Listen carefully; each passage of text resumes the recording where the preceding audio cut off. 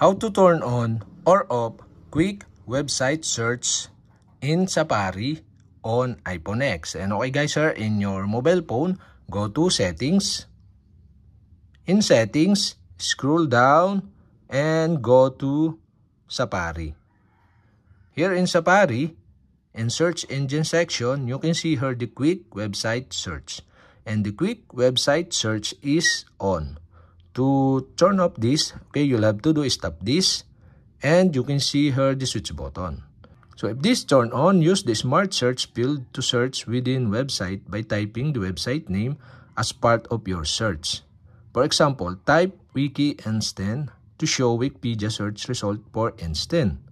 Quick website search shortcuts are added automatically by searching with a website.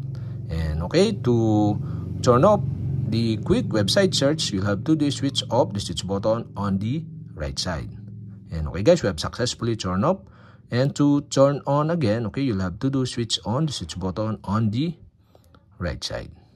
And okay guys, we have successfully turned on or off quick website search in Safari on iPhone X.